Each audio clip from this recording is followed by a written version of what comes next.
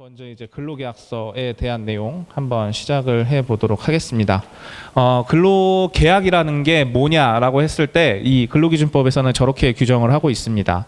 이제 근로자가 사용자한테 근로 제공하고 사용자는 그에 대한 대가로 임금을 지급하는 거라고 이제 명시를 하고 있습니다.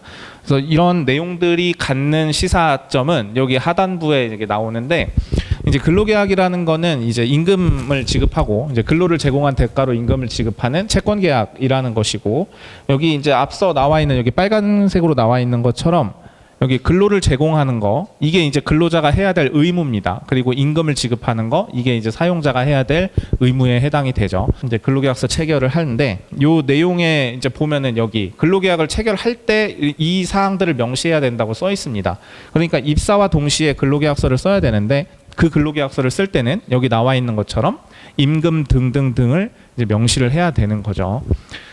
여기 보면 임금, 소정근로시간, 그리고 또 55조에 따른 휴일 뭐 이렇게 써 있잖아요. 저 55조에 따른 휴일은 주요일이라고 들어보셨는지 모르겠는데, 일주일 동안 내가 일하기로 한 날짜를 개근을 하면 하루는 출근하지 않더라도 하루치 일당을 받는 그런 개념이 있습니다.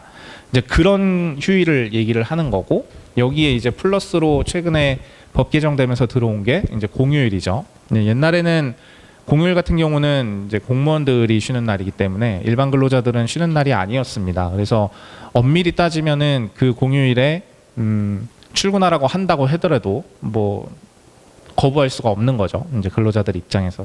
근데 이제 법이 바뀌어서 공휴일이 일반 근로자들한테도 다 적용이 되기 때문에, 물론 5인 이상 사업장만 이제 다 적용이 되기 때문에 공휴일에 만약에 출근하라고 한다 그러면 이제 별도의 수당을 요구할 수 있겠죠.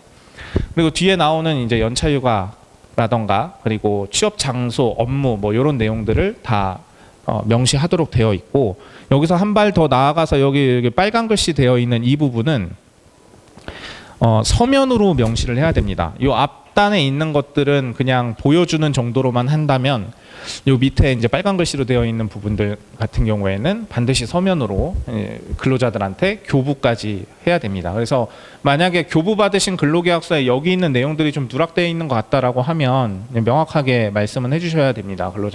사용자한테. 왜 그러냐면, 아까도 말씀드렸다시피 이제 근로계약서의 중요성을 말씀드렸잖아요. 이제 근로계약서를 대충 쓰면 나중에 분쟁이 생겼을 때 이걸 해결할 수 있는 방법이 없습니다. 그래서 예를 들어서 회사에서는 그냥 어떠한 수당을 3개월에 한 번 주겠다라는 의미로 그 수당 명목을 거기다 넣어놨는데, 나는 이게 매달 주는 줄 알았다, 뭐 이런 얘기가 나올 수도 있겠죠. 이제 그런 부분들이 여기 보면 임금의 구성 항목이랑 지급 방법 같은 것들, 계산 방법 이런 것들을 명확하게 정해놓지 않으면 이제 항상 문제가 생기게 됩니다. 어딘가를 가잖아요. 우리가 어딘가를 가요. 하다못해 인터넷 홈페이지 회원가입해요. 그러면 개인정보 수집 동의하는 거 체크하시고 사인하고 다 하시죠. 그거 읽어보시나요? 안 보시잖아요. 그러니까 이제 우리 근로계약서 쓸 때도 대부분 잘 안 보세요. 대부분 잘 안 보시고 뭐 사장님이 뭐 알아서 잘 했겠지 뭐 그러면서 들어가자마자 사인부터 하고 내용도 안 보고 그러고 일을 하시는데, 근데 이제 이 사업장 같은 경우에도 마찬가지로 5인 미만 사업장이다 보니까 회사에서 별 생각 없이 그 근로자 보고 이제 내일부터 나오지 말라고 구두로 얘기한 겁니다. 말로. 근데 5인 이상 사업장 같은 경우에는 반드시 사유도 있어야 되고 반드시 서면으로 통지해야 되거든요. 근데 여기서 쟁점됐던 게 근로계약서에 5인 미만 사업장이지만 우리는 근로기준법을 적용하겠다라고 써놨어요. 여기 계약서에. 그래서 이제 그걸 근거로 해가지고 요 울산지법에서 4인 이하의 근로자를 사용하는 사업자에 해당하지만 이렇게 얘기하면서, 근로기준법에 따르기로 한 특약을 한 이상 이때는 이제 사용자가 근로자를 해고하려면 근로기준법에서 정한 내용에 된다. 근데 이제 서면으로 하지 않았으니까 이제 부당한 해고다라고 결론이 났던 사례입니다. 그러니까 요거는 굉장히 이례적인 판결이에요. 이게 일반적인 건 아닙니다. 이게 일반적인 게 아니기 때문에 모든 사업장에다 다 적용될 수는 없지만 저런 사례도 있다. 그러니까 근로계약서에 어떤 내용을 정하는지가 나한테 엄청 중요하다라는 거 인지하시고, 요런 판결이 나온다라는 거는 이제 사용자 측에서는 경각심을 가져야겠죠. 내가 쓰는 근로계약서가 저런 일이 벌어질 수 있구나라는 근데 반대의 경우도 있을 수 있기 때문에 일단 이제 이런 판결이 나옴으로 인해서 이제 근로자분들도 어느 정도 좀 신경은 좀 쓰실 필요가 있겠다라는 취지에서 말씀을 드렸습니다. 그러니까 이런 것들은 이제 저희가 어쨌든 저희가 이걸로 일을 하는 사람들이다 보니까 굉장히 이렇게 정밀하게 이렇게 써놓는데 대부분의 사업장들 같은 경우 보면 이제 노동부 표준계약서 이런 것들 많이 쓰시거든요. 근데 이제 표준계약서 같은 경우에 보면 그게 당연히 노동부에서 준 거니까 이제 다 뭐 잘 돼 있겠거니 뭐 이렇게 생각하시고 쓰시는데 이제 최소한 그 내용이라도 써라라는 의미의 그 표준계약서거든요. 그러니까 거기 안에 없는 내용들도 조금 있어요. 그러니까 한번 꼼꼼하게 한번 살펴보실 필요가 있습니다. 그래야 이제 나중에 혹시나 분쟁이 생겼을 때도 근로계약서 가지고 방어하실 수 있습니다. 그러니까 근로자분들이 제일 안타까운 게 그 어떤 분쟁이 생겨서 찾아오셔서 뭔가 다툼이 시작이 되면 사실 대부분의 자료는 회사에 다 있죠. 그러니까 근로자가 가지고 있는 자료라고는 뭐가 없어요. 그러니까 근로계약서하고 급여 명세서 뭐 요 정도 가지고 계시거든요. 그런데 이제 그마저도 이게 작성을 하면 한부 교부 받도록 돼 있잖아요. 근데 그것도 안 받아 놓으셔가지고 계약서 없으세요? 이렇게 물어보면 그때 쓴 거 같은데 어딨나? 막 이렇게 하시고 그러니까 잘 챙겨 두시라는 얘기입니다. 급여 명세서도 마찬가지고 그래야 혹시나 이제 다닐 때는 아무 문제 없거든요. 이제 항상 그만둘 때 문제가 생기니까 이제 그때를 대비해서 잘 준비를 해놓으시길 바라겠습니다. 단시간 근로자 같은 경우에 이제 근로 시간이 짧으신 분들이죠. 이제 이런 분들 같은 경우에는 근로일하고 근로일별 근로 시간을 명시를 하도록 되어 있습니다. 그래서 저것도 제대로 적혀져 있는지 한번 보셔야 돼요. 이제 간혹가다 보면 일주에 30시간 일하는 걸로 한다. 뭐 그냥 여기까지만 이렇게 써놓는 경우들도 간혹 있거든요.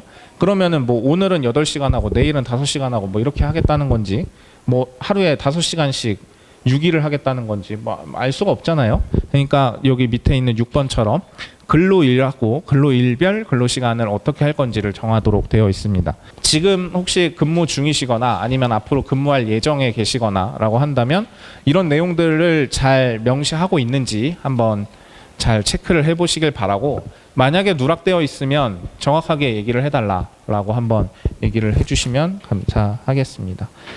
그러면 이제 이 교육을 들은 게 어느 정도 좀 효과성을 발휘를 하는 거겠죠.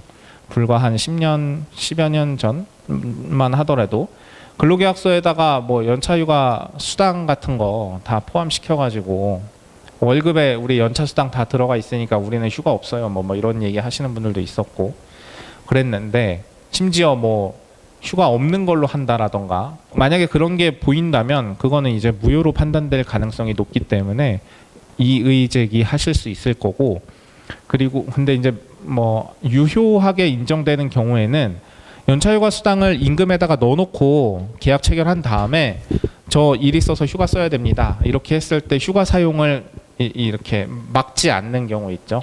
쓰세요 그러면 뭐 이렇게 하면서 그렇게 하는 회사라고 한다면은 크게 문제가 생기지는 않기는 합니다. 근데 여기서 이제 문제의 초점은 뭐냐면 수당 줬으니까 휴가 쓰지 마세요라는 거예요. 그러니까 그렇게 하면 안 된다라는 겁니다. 그리고 중간 정산하는 것도 뭐 1년 단위로 계약직을 계속 이렇게 갱신한다. 우리는 1년 단위의 근로계약 기간이 종료가 된 거니까 이 1년 다니신 거에 대한 퇴직금 한꺼번에 드릴 거고요. 그런 다음에 다시 입사하셔가지고 뭐 이런 얘기 하시는 게 지금도 종종 있거든요. 그거 원칙은 무효입니다. 원칙은 다 무효예요. 그렇게 하시면.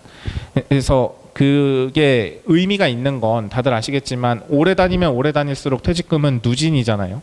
근데 이제 1년 단위로 계속 끊어버리면 이게 누진이 안 되다 보니까 이제 그 부분 같은 경우에도 명확하게 말씀을 하셔야 되겠죠. 그래서 그런 식의 계약을 정하려고 한다라고 한다면 이제 말씀하시고 거부하시던가 아니면 다른 방식으로 쓰자고 제안을 하시던가 뭐 이런 식으로 하셔야 되겠죠. 그렇습니다. 그렇죠. 그게 쉽지 않죠. 네. 사실 그건 너무 이제 먼 길이고 신문고에다가 올린다 하더라도 그 노동부 감독관이 개별 사업장에 나와서 감독하는 경우는 많지 않으니까요. 그래서 제일 가까운 거는 일단 사용자한테 내가 정확하게 알고 있다라는 걸 어필하실 필요가 있어요. 그러니까 좀 약간 어설프게 안 상태에서 오히려 이렇게 항의를 하면 사용자도 사람이다 보니까 그 감정 싸움이 일어나거든요.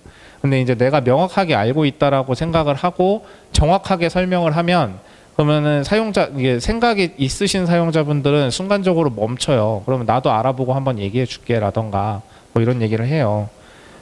그리고 이제 근로자분들께서도 어느 정도 양해가 되는 수준에 있다라고 한다면 그거를 먼저 제안하시는 것도 방법이 될 수는 있겠죠. 그러니까 지금처럼 이제 극단적인 사례 말고 어느 정도 임금 조정이나 뭐 이런 부분에 있어서 어느 정도 받아들일 의사가 있다라고 한다면 이제 그런 것들을 먼저 제안을 해본다던가 그게 제일 빠를 거고요. 그리고 신문고 같은 이런 거를 한다는 거는 오히려 더 여기서는 더 일하지 않겠다는 말이나 마찬가지죠. 그러니까 싸움이 본격화되는 거니까. 그래서 제일 좋은 건 홍보하려고 하는 건 아니고 여기 비정규직센터 같은 경우는 이제 상담 잘 해주시거든요. 그러니까 잘 아리까리하다 싶은 거 있으면 이제 연락해가지고 상담 받으시고 그걸 토대로 이제 사용자분한테도 한번 얘기해 보시고 그렇게 하실 필요가 있겠죠. 근로계약서가 아무것도 아닌 것 같아도 저희 노무사들이 잘 만드는 게 여기 보면 이게 잘 안 보이긴 하는데 읽어드릴게요. 여기 담당 직무 및 근무 장소 해가지고 근로자는 회사가 지정하는 장소에서 땡땡땡 등의 업무를 수행한다. 단 회사 인사명령에 의해서 담당 직무나 근무 장소 변경이 있을 때는 근로자는 이에 동의하는 걸 취업 조건으로 한다. 이 내용이 여기 있어요. 그러니까 말씀하신 대로 처음 입사할 때는 뭐 예를 들어 뭐 요양보호사라고 할게요. 네, 입사할 때는 요양보호사 등의 업무를 수행한다라고 해서 입사를 했는데 이제 그러면 나는 요양보호에 관련된 일만 해야 되는 거 아닌가? 뭐 청소 이런 건 안 해도 되는 거 아닌가? 할 때 여기 이제 단서가 이제 그때 발동이 되는 거죠. 이제 회사가 인사명령에 의해서 이제 담당 직무를 변경할 필요가 있을 때는 뭐 근로자는 그걸 동의하는 걸로 한다라는 내용이 여기 일단은 기본적으로는 깔려 있으니까 그래서 좀 억울한 측면이 없잖아 있지만 그런 내용들이 계약서에 포함되어 있으면 사실 문제 제기하기는 쉽지 않을 거고 만약에 이런 거 아무것도 없이 그냥 나는 어떤 업무를 하는 걸로 한다 그냥 여기서 끝나면 이제 다른 업무 시키는 거를 거부하실 수도 있겠죠. 계약서에 그런 내용이 없으니까. 네, 그죠. 그럴 수 있죠. 그래서 이건 좀 너무 깊이 들어가는 거긴 한데 사용자가 근로자한테 어떠한 업무를 시키는 거 그리고 이 근로자를 어느 팀에 배치하고 이러는 거는 크게 보면 인사권의 하나거든요. 그래서 재량이 있다라고 봐요. 이제 사용자의 재량이 있다. 근데 이 재량권을 남용했을 때는 문제가 돼요. 그래서 그럴 때 이제 노동위원회나 이런 데를 통해서 뭐 부당 전보라던가 부당 전배라던가 뭐 이런 구제 신청을 하는 경우가 있어요. 근데 그때 보는 판단 기준이 뭐냐면 이런 업무를 변경하거나 저런 업무를 추가시키는 거에 있어서 업무상 필요성이 어느 정도 컸느냐 그리고 그걸로 인해서 근로자가 얼마나 불이익을 받았느냐 생활상의 불이익 그리고 이러한 변경 과정에서 어느 정도의 합의가 아니라 협의 절차를 거쳤느냐 요 세 가지를 보거든요. 그래서 만약에 정말 극단으로 가서 사무직이라고 해갖고 입사를 했는데 갑자기 입사했더니 맨날 시키는 게 미화예요. 그럼 이거 완전히 다른 거잖아요. 그리고 나는 서울 근무인 줄 알고 취업을 했는데 막상 취업했더니 부산으로 가래요. 뭐 이런 일들이 벌어지면 방금 말씀드렸던 그런 부당 전보라던가 이런 구제 신청을 통해서 구제를 받는 거죠. 문제 제기를 그렇게 하실 수가 있습니다.